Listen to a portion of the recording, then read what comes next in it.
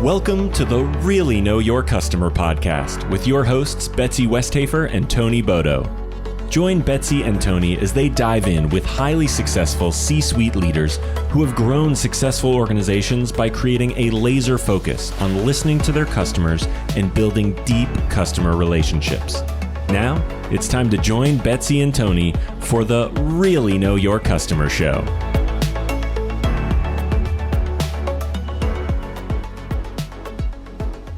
Hi, and welcome to the Really Know Your Customer podcast. I am Tony Bodoh. And I'm Betsy Westhafer. Glad to have you here today. Today, we got part two of our interview with Mark S. A. Smith. You may remember in part one, we talked about the foundations of risk and risk mitigation. Well, today we're going to go even deeper into the topic. So get your pens and your notebooks ready. Yeah, exactly, Tony. I highly recommend that people really take his input to heart. It's very, very important, particularly in this time that we're experiencing. And again, this was such a great interview that we decided to break it into two parts because there's just a lot of good information there. Absolutely. So today, and specifically in this episode, we're going to talk about the 8 ways to reduce purchase risk. Because in Mark's estimation, and he's been doing this for a very long time with some pretty big brands. I mean, you recognize them if he was to share them with us. It's all about being the safest choice. And I think that's something that, you know, we usually think about the best choice and how do we become the best product, the best service. But in truth, it's the safest one that typically wins the day. Yeah, you know, Tony, I have to say that was a really new concept for me. I have never really thought of it in terms like that. And so I think our audience will really get a lot of value out of that piece of the discussion, as well as Mark talks about the 5 Rs of ROI. So really can't wait to share this episode.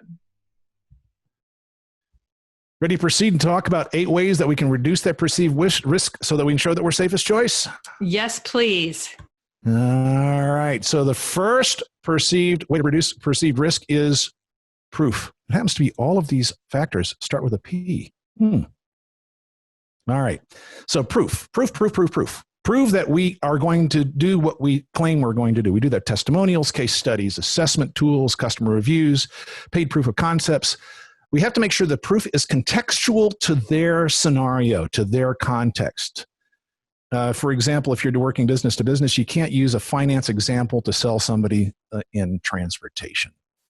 People can't make the leap. Even though it's identical, they can't make the leap. And we never want to generalize our customers' needs. The worst thing possibly you can do is somebody says, here's what I'm looking for. I did that 10 years ago for this other company. Don't ever say that. No. They stop feeling special. Instead you can stroke your chin and you say, yes, I think I have some experience that we can apply to this. As I'm thinking about this, yes, I have a solution. And it's got to be relevant up the decision chain, because if other people are going to be looking at this, it has to meet their criteria for a yes. You can prove your company viability with a client list. So who else have you worked for? If it's in the same industry, that is proof, because your new client knows that that client that you're quoting does due diligence. When I tell people, I have done 500 events for Hewlett Packard worldwide, they go, oh, really?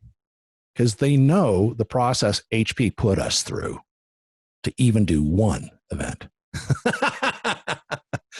Right. So use your buyer's list in a contextual sense to prove that you can do it.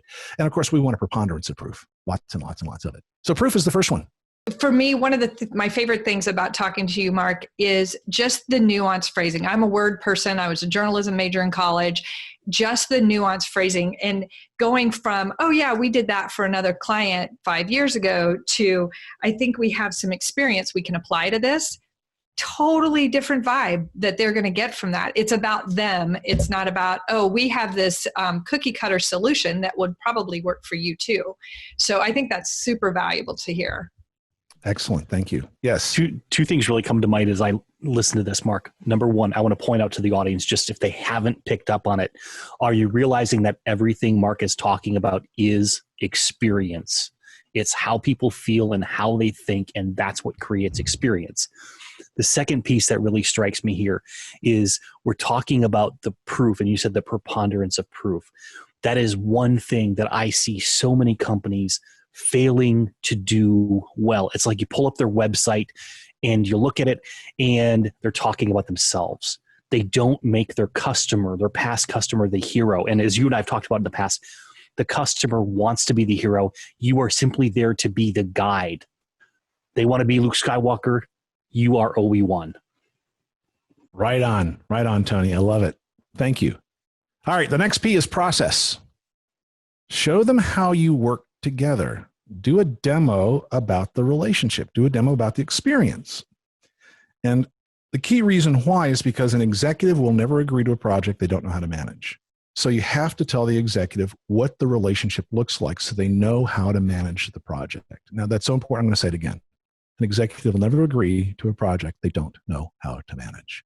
So what that means is that we need to include a project management timeline and milestones as part of the sales process when you're selling something complex.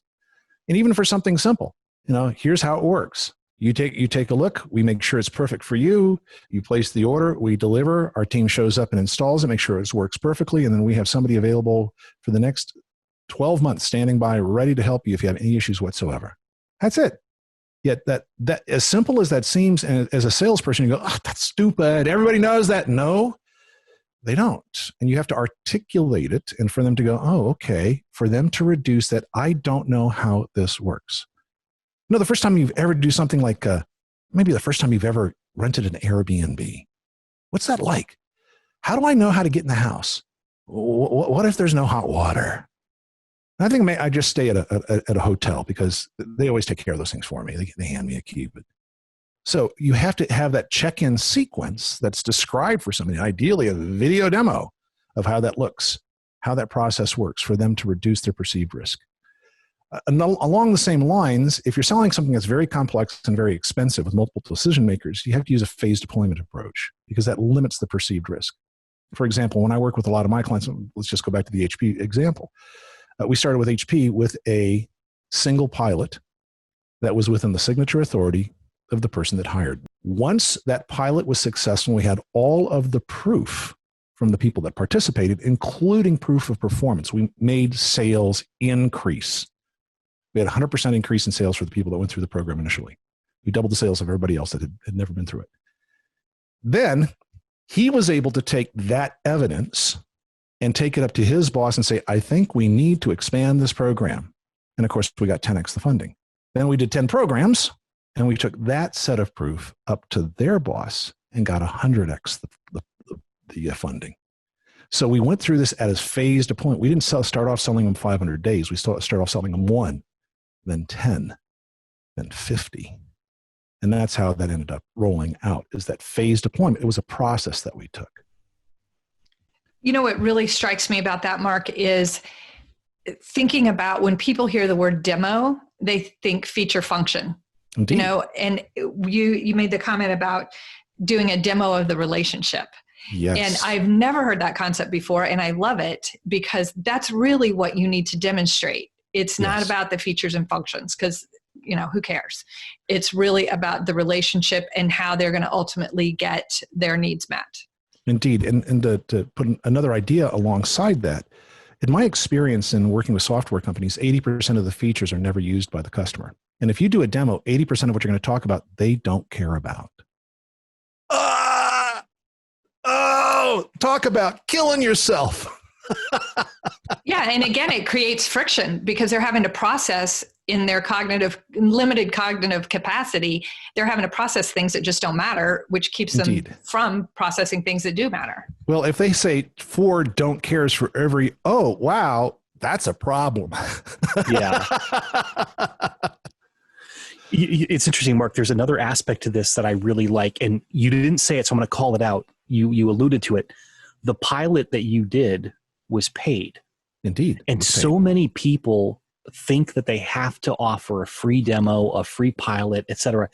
And honestly, setting yourself apart, and as Betsy pointed out, the demo of the relationship, that's a higher order of things, and you ought to be paid for that. And I know you'll talk about what do you do to reduce the risk of that payment later, because I know that's coming down the road here. But that's something people, I think, need to be aware of, even in an economy that's tight. If you have a paid pilot or a paid demo, it's okay. It puts you in a different category.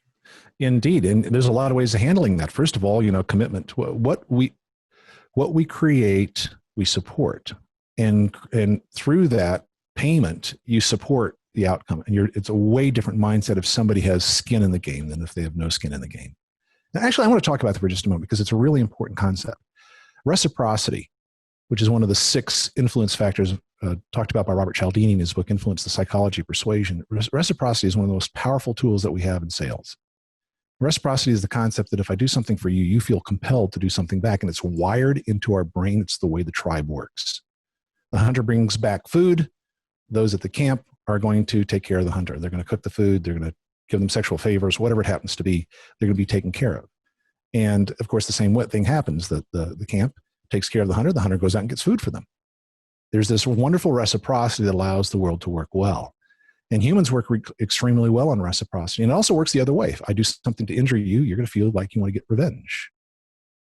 And of course, Tony, in your work, you see that all the time in reviews. There's a celebration of the reciprocity or there's a desire to get revenge. Well, if we do something extraordinary for somebody for no charge, their reciprocity circuit kicks into gear and goes, how am I going to pay them back for what they just did for me? And the only way that they can handle that is recontextualize what you do as low value or undesirable. So we actually do psychological damage if we do free large demos. Now, if we're doing a group demo, no big deal. But if we're doing a one-on-one type of large engagement without the opportunity for them to reciprocate, they will devalue what we have done, and it does damage to the relationship. Is that helpful? Absolutely. That's a critical piece of understanding. And as you said, we look at the 5-star reviews versus the 1-star reviews, and that's exactly where you see it. A 5-star review is, oh my gosh, they were so amazing. I want to reciprocate and tell everyone about it. They can't help it. And on the 1-star reviews, exactly. I'll be back. I'll bring my friends back. We're going to all come back. There's that reciprocity in play. Yes. And on the 1-star reviews, it's like, I've been robbed. I'm going to either, I usually talk about it this way. I'm either going to save the rest of the world and tell them how bad you are, or I'm going to punish you myself. Yeah, right. Yes, really, really important. So Mark, what's the third step? The third P. Third P is progress. Thank you, Betsy. Keep me on track here. Progress. We have to illustrate progress. What we want to do is illustrate that every time they have interaction with us or our materials, there's an ever-expanding understanding about their solution. They are smarter than they were after we've had interaction than before we've had interaction. What we have to do is point out the progress that they've made from their conversations. So one example of that is start meetings with what would make this a valuable meeting. And I really want to use the word valuable because by generating value, we set up the reciprocity that we're worth paying for. Now, what do you think would be good? No. What would you find interesting? No. What do you find valuable? Because that's what we trade for money. And Betsy, the reason why the nuance here is really important is because I've made this mistake back in my career where I didn't use the right words and they didn't want to pay me. So once I understand what they find valuable, that's where I'm going to put my focus because that's where the value exists for them.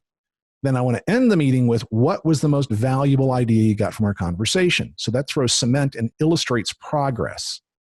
Now, if they feel that every time we have a conversation, they have value, I position myself against all the other competitors that don't do anything like this.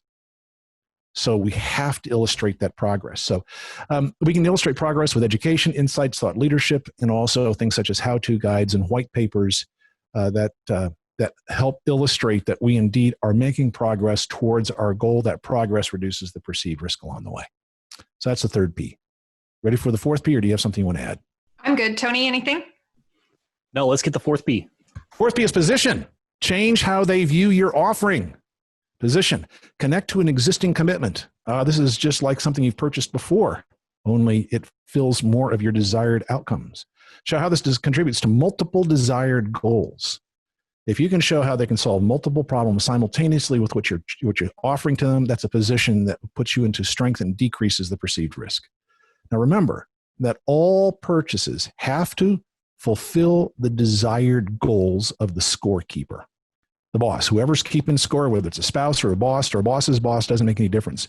We have to make sure that we are going to fulfill their goals or it's a no-go. And we have to illustrate that all involved are going to win. That's a positioning. And then show them how it's evolutionary versus revolutionary. And the reason why is because revolutionary is dangerous to most decision makers. Revolutionary is dangerous to everybody except for the top leader, who is looking for radical change. Everybody else is trying to fit within the system so they don't get fired. So that's the concept of position. Ready for the next P? You bet. Preference. What have they bought in the past that's similar? And this is the whole idea behind branding. If you purchased a can of Campbell's soup, you know what to expect. And so you're probably going to buy another can of Campbell's soup. Or if you've eaten at McDonald's anywhere on the planet, you know what to expect. So you can walk into any McDonald's and know what to expect. So that's around a preference. So what do they like best about this? And that illustrates preference. How does this align with their identity? All purchases are in support of a person's current identity or a desired identity transformation. Tony, you and I have spent some wonderful conversations discussing transformation of identity and support of identity in purchase cycles. And it really is important to understand with this P, preference. And we have to bring along another factor. How does this align with their scorekeeper's identity? And interestingly, I work in the world of real estate and finance, and we do a lot of work using these same fundamental principles in helping sell investments. And when a private investor places money, who do you think is the ultimate decision maker in that investment decision? Who do you think? Oh, gosh. Think back to the very beginning of our conversation. The spouse. Yes, exactly right. The spouse is the ultimate arbiter of the decision. And usually the spouse, there are exceptions to the rule, but the spouse is usually the least informed in the investment being made. But that said, the spouse is going to look at this investment and say, how does this make me feel about myself? And if I talk about this with my friends, how are they going to perceive me about making this particular investment? So I work with companies that do this to come up with specific spouse messaging content so the investor can talk with their spouse the right way to get a yes. That's preference. You know, something that strikes me, years ago, I worked with LexisNexis on their law school advisory board. And in that world, that's their metric, is preference. That's their number one metric, is which solution, between the top two dogs mostly at that time, which solution has the most preference in the market. And so it's interesting to look at preference as an actual metric. It is. And it's a reducer of risk because people will buy what they prefer. All right, ready for the next P? Yep, fire away. It's price. It's price. But I don't mean that you're the cheapest. That's not the intention whatsoever. It's that you can radically lower the cost of how they're currently accomplishing their objective. That's what I mean by price. You can charge them more than they're paying right now if you can help them accomplish multiple things simultaneously so their overall cost is reduced. And of course, the way we do that is by simplifying their life, eliminating things they don't need, and automating things. All of those things allow us to reduce the cost of what we're doing. Show them how they can increase their cash flows with this investment. Draw a line to the money. Show them how they're going to pay for it, and they'll buy. It was the advice of one of my first boss, was director of sales for that division. And then we have to take a look at the ROI. And Tony's really helped me with this one. It's revenue, relationship, reputation, research, and relevance. Those are the 5 elements of ROI. We have a revenue return, a relationship return, a reputation return, research return, and a relevance return. So those are all price elements that are non-monetary. And remember, when we create wealth for our customers, we create wealth for ourselves.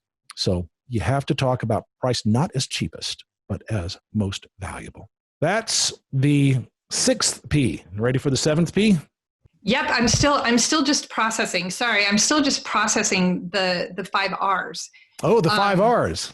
Yeah, I think that's Tony, why don't you talk about the 5 Rs for just a moment? I think that'd be valuable if you'd be willing to do that, friend. Yeah, I'll talk about the first four because I think you do a much better job of the fifth R, relevance. So I'll talk about the first four. So what we find in all of our research, and we usually start, we don't just look for what's the best NPS score or CSAT score. We always say, what metric do you want to move? What's going to get you a return on an investment? And so the first R of the return on investment is, I just went blank there. Oh my gosh. Revenue. Yeah. Editor, you can take care of that. The first R is revenue. No, editor, don't take care of that because authenticity is a really beautiful thing. I'm gonna agree. I think, we said early on, Tony, that we're just going to put ourselves out there, warts and all. So editor, nice. Two people vote to leave it in. Now that I've embarrassed myself over my own model here, it's awesome. Okay. No, I've just dazzled you, Tony. That's all. I love it. I love it, Mark. All's well. So the first R is revenue. And what I mean by that is people buy more, they pay a premium per transaction, typically. The second R is the relationship. And that's where you get into people buying additional product families. They may buy, they may stay longer tenure, et cetera. So it's all about the relationship. They trust you, so they're going to expand the relationship. It goes back to a lot of what you said earlier in the show, Mark. The third R is really about reputation. And that's where they're making a referral, they're making a recommendation, they're writing a review online, they're picking up the phone and calling a friend and saying, hey, you've got to work with this person, right? And then the fourth R, which is one that until recently, I used to teach the 3 Rs. And then a couple months ago, I began really looking into saying there's actually a fourth R here. Whenever we have a really good relationship with our customer, they're willing to let us do research. And that is a huge one. I mean, I've built my career on doing research of customer feedback, and I didn't even realize that that was the fourth R. So that was kind of like an eye-opening moment for me. But the element there is when you can do research, you can ask your customer questions. Betsy does it at the CAB level with the client advisory boards. I do it at the consumer level, asking the consumers what's going on. You can do focus groups. There's all kinds of ways that when you have that relationship, they want to reciprocate, to use your word. And so, Mark, I'll pass it over to the fifth R for relevance to you. Indeed, the whole idea behind relevance is that it substantially reduces friction. All of us want relevance in our life, and that relevance is being brought to us more and more. For example, Amazon making recommendations or Netflix making recommendations. So that relevance makes us sticky. It keeps us engaged, and so therefore amplifies everything else that we do. That's the return on relevance. That was awesome. Thanks, Mark. What is number 7? Number 7 is prestige. Want and need are indistinguishable to the ego.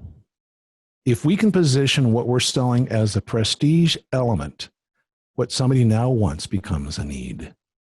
And of course, Tony and I have talked about how once become needs over time. That's was it the Kenai model? Tony, remind me. I'm drawing a blank on the name of the model, but yeah. I think it's the Kano model. Where over time, 12 years ago, a smartphone was a luxury. Now everybody has one. But the point is that if we can position something as a prestige item, therefore we're starting to tap into the ego component, and the ego ignores risk. Look what I can do. So we can engage the ego. And when we do so, we reduce perceived risk. So the idea here is let's illustrate the value to their career, to the relationship. And I like to call out directly, how can we prove through performance so that you can get your next promotion? I ask customers in complex situations, how can this contribute to your career advancement and your boss's career advancement? And it blows their mind. Because I'm talking about the elephant in the room, because that's true. And when that happens, we have a frank conversation about what must happen and what must never happen. And when that happens, the risk drops to almost zero because they know I'm sitting on their side of the table. So how can this increase their personal power? How can it increase the power of their position? How can we create desirable uniqueness? How can we create PR value for them? How can we create the opportunity for them to illustrate to the rest of the world their prestige? And anytime that we can implement a prestige play, this rapidly reduces perceived risk because of the ego's involvement. Yeah, I want to jump in on this one. I love what you said. I'm taking so many notes. I'm going to need like a whole new notebook. This is awesome, Mark. That it reduces risk when you're sitting on the same side of the table. Yes. And I think, again, it's a nuanced thing, but when you are able to create that relationship where you're not trying to sell them, but you're really on the same side, on the same team, on the same side of the table, I just think that's so critical to any and all relationships, honestly, but particularly in business, when you have an offering that you're wanting someone to purchase, I think that's just a really key insight. When you're selling something that's mission critical, that is, it's very, very important to the long-term health and wellness of the organization. The only way you can successfully sell those is to be on the same side of the table, because trust is the covert reason why people purchase from you. They will buy whoever they trust the most, which is the safest choice. And all mission critical decisions are based around trust of the vendor, not about price, not about anything else, given the fact that we can accomplish the mission that they're desired. So that's that. All right, great. Ready for the 8th P? Yep, give it to us. It's parachute. Illustrate that their career will not be damaged if something goes wrong. If the plane goes bad, they survive. And they got a story to tell. So the idea here is we guarantee everything that we can control. And the test to find out if this is a potential risk factor is ask, what do you need to be guaranteed to agree to this? Now, it doesn't mean that you have to guarantee it, but what this does is it reveals if there is an issue that they have a concern about that they right now don't think can be mitigated.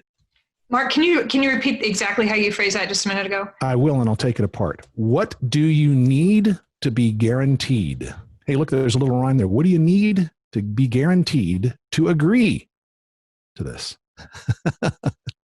What do you need to be guaranteed to agree to this? And notice I don't say, what do I need to guarantee or what do we need to guarantee? I am not inserting myself into this guarantee process.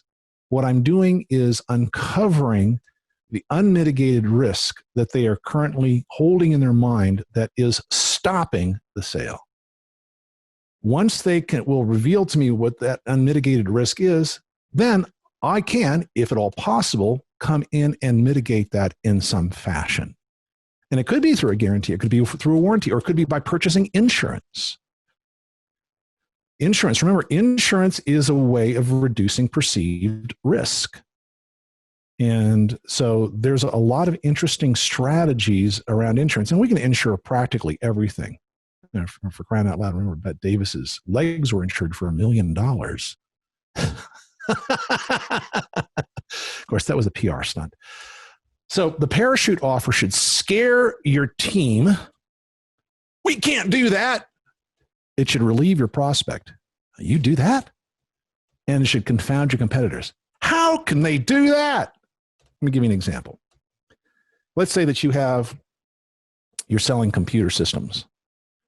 This parachute offer could be something along the lines of, we are so certain of our process in evaluating your issues and selecting the right solution that if after we install this, it doesn't perform as we have described, we will, at our expense, remove the equipment, hire a third-party consultant of your choice, and pay their fees and for the replacement equipment.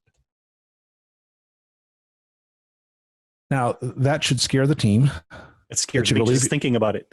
It should relieve the prospect, and it would confound the competitors. Tony, the reality is every vendor would do that anyway. If a customer complains, they're going to fix it. The only thing that I do is add to this concept of we'll pay a third party to do it, to fix it, to figure it out for you.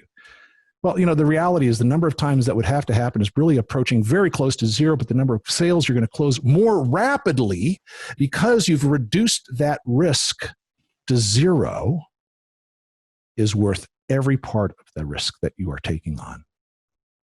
Cool. Yeah, I've got to say, Mark, that this particular, the parachute idea, applying this in my business when I first talked to you 3 years ago was a game changer for me. And it was because at that point in time, there was a change in my business and how I was selling and who I was, selling to in that. And I don't have to guarantee, the work I do, because I know what I do no one else can compete with. It's just a different approach to things. But I can guarantee various things in the process that are going to go right because I know how they're going to go. I'm in control of them.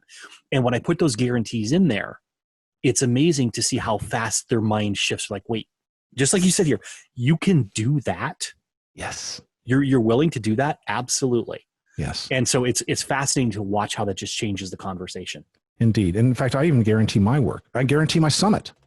I guarantee you're going to make 5 times back the money that you invest in the summit in the next 180 days, or I'll work with you until we do. And part of it is the process that we go through. This is the 8th summit coming up, and I've been doing this for a very long time. And I know that when we agree on a particular outcome, we can make a difference. And that's also the reason why I interview everybody before they come to summit, because I need to make sure that I can fulfill my guarantee. So, somebody that's making a few $1,000s a year, I can't guarantee that. But, if you're doing a couple million a year, yeah, I can guarantee a 5x return on your investment. Yeah. Because I know exactly what buttons to push and what levers to pull to move them needle fast. So yes. That's a key point that we actually spoke about a little bit earlier, Tony and I, about the qualification, Yes. and just making sure that fit is indeed there and why that matters so much. Oh, indeed. And, I don't want to make this, remember, parachute is the final P. And it's not the P I lead with. And the reason why is because until they understand proof and process and progress and preference and prestige and price, what we use for the parachute is to mitigate the remaining concerns and risk. This is the cleanup, not the lead. Don't lead with your guarantee, because then you'll attract people you don't want to do business with. You always want to lead. Actually, I've created this list in roughly the correct psychological order. Proof first, process second, progress third. And the reason why I don't lead with preference is because what I'm offering may not be their preference yet. So Mark, real quick question. Does this apply in what you'd call low consideration sales as well as high consideration, or is it more high consideration? Well, I can apply these in all sales scenarios. It would be in low consideration. This would be primarily in marketing. I would put as many of these P's of risk reduction in my marketing content as possible, so that the sales process is virtually unnecessary. If you do your marketing right for a low consideration, there is no sales requirement. Well, in a good example of low consideration sales is everything in Walmart. Now, there is no sales activity in Walmart other than, where can I find the carpet cleaner? Aisle 37. And then everything else is self-service sales. In that particular case, I'm going to include as many of these P's in the copy on the product that I'm selling to help do that. Which is why stores like Best Buy, Home Depot, and others now all have reviews of every product on their website, or scannable links right there in front of the product. If you're standing at the shelf, they'll even put the stars on there, so you at least have a proxy for, gosh, a lot of other people love this product, I'm going to love it too. Which is proof. Exactly. Number one reason. Yep. Number one reason, starting with proof. Yeah, proof is our lead. It could be that proof is sufficient. Remember, 70% of the population is externally motivated. And so what that means is they decide what's good and what's bad based on somebody else's opinion. And so proof is going to handle 70% of the situations. Now, when we work in complex corporate environment, that's not going to work. It might work at a lower level. It's not going to work up the food chain. They need a different form of proof. They need relevant proof. They need contemporary proof. They need contextual proof. Well, Mark, after all of this phenomenal information, I can't imagine how people will be transformed just by virtue of listening to this podcast episode, because... Well, they should be, but they might be a little overwhelmed too. Where do I start? Well, no, what really helped me to that point, because I was thinking, oh my God, there are a million things I need to really learn and understand at a deeper level, and things I need to be doing differently. But what really helped me was when you said that this is pretty much the order that you need to go through, versus I need to do all of this at once in the first conversation, so that really helped to hear you say this is a process in and of itself. It's not just 8 great ideas. It's a process. So that was very helpful. It's roughly in the order. We can debate that, but without a doubt, you lead with proof. Yeah. Yeah. And now 30% of the population, they go, well, that's nice. And so tell me more. That's when we move to process. Yeah. This is how it's going to look for you. This is the experience. We're going to demo the experience, right? So that's the reason why I've sequenced this with my understanding of psychology, thanks to the conversations I've had with you and Tony. That has informed the process, the steps we go through. Good. Yep. Well, I think this was amazing. Tony, do you have any other questions for Mark? I actually am sitting here thinking about just processing this. So Mark, if there was one takeaway for our audience today that you'd encourage them to consider and to take action on, what would that be? Very simple. Stop saying you're the best and start having conversations with your customers to illustrate you're the safest choice. That's awesome. Awesome. Yeah, that's a really good way to put a bow on that. And that, my friends, is the new science of selling. Thank you so much for being here and for sharing your brilliance, because that's the word for you, Mark. You are brilliant, and it's always a pleasure to have conversations. I'm sharing my brilliance. If you're on audio only, I will tell you that Mark was showing his big spotlight that he's using. So Mark, it's my background light. It's just so much valuable information. And I know that our listeners will gain so much value from not just listening to this. This is what we really encourage our audience to do, is don't just listen to an episode and move on. Really spend time studying this, taking notes, figuring out how you're going to apply these lessons, and put an action plan together around this on how you're going to take these theories and concepts and move them forward in your own business. And if you liked what you heard here, if you were triggered by the epiphanies, the insights, the ideas, come join me and Betsy and Tony at the next event. Executive Strategy Summit. Learn more at executivestrategysummit.com. And Mark, what's the best way for people to connect with you? Hey, email me, mark.smith, mark.smith at bijaco, bijaco.com. Awesome. Thank you so much. Tony, any final thoughts for Mark? No, you guys just stole my thunder right there. I love it. Thank you, Mark, so much for being on here. This was fantastic, and I know people are going to get a ton out of it. I think just to the audience, if anyone has questions, not just with this podcast, with any of our podcasts, reach out to Betsy and I. Reach out to the person that we've interviewed on the podcast. Mark here is an amazing individual. Reach out to him. He will, I'm sure, be more than happy to contact you back and give you any advice he can. No, I'll just be happy. I'll just be happy to. Of course, it won't be free. It will be valuable. Right. That's right. That's right. Well, Mark, can't wait to see you in June. And thanks again for being here. Always terrific. Blessings on everybody. You too. Bye-bye. Wow. Betsy, I love this part of the interview with Mark Smith because he really dives so deeply into how to apply these risk mitigation principles that we set up in part one. And I think what stands out most for me is his whole conversation around asking the right questions to create value. And as you go through and really think about how you're creating value in conversations, it's fascinating to me because usually I'm thinking of value as like the product or the service or the book or the podcast, right? But in truth, value is created in conversation. And in the relationship, there's value in the relationship itself. And I'm like you, I think of, people talk about how you have to give value and what is that with the service that you offer or the product that you offer. And what I'm learning a lot, and from people like Mark and others, is there's value in my network.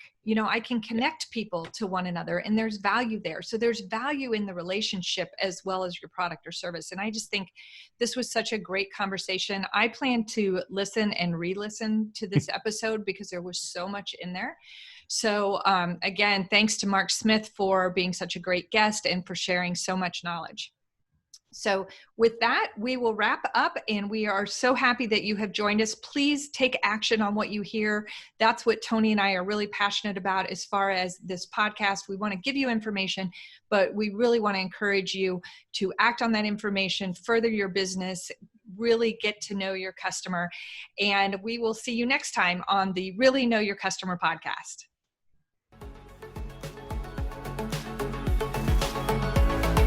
Thanks for joining us for this episode of Really Know Your Customer. We hope you gained a lot of value from being here today. If you want to learn more about the work Betsy and Tony do to help their clients thrive, visit Betsy at thecongruitygroup.com and Tony at tonybodoh.com. See you next time on the Really Know Your Customer show.